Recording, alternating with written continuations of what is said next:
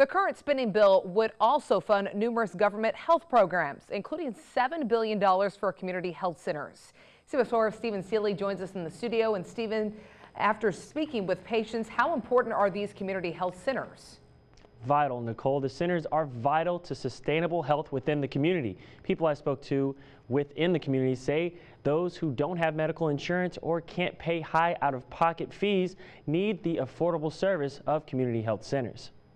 The continued existence of community health centers are at the mercy of the government's spending bill. But we've been on a month-to-month funding, and so you really can't do very much that way, because you don't know if you're going to have funds next month or not. Brownsville Community Health Center Executive Director Paola Gomez and her staff haven't slowed down day-to-day operations, but the looming fate of the BCHC and other community health centers in the country does weigh on their minds. We've been trying to stay positive and giving people appointments, etc., as if we were going to get funded, but the reality is we don't control that at this point. Patients receive primary and preventive health services at discounted rates. Community health centers are mostly for those who can't afford adequate health insurance. These clinics are important because there are a lot of low-income people that can't afford to pay for their treatments, and these clinics help those people.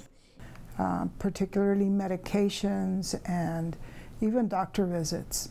You can't get a better price anywhere else. Since October 1st, Gomez says the BCHC hasn't received any federal funding, and if another government shutdown were to occur, Gomez says it would affect 20,000 BCHC patients.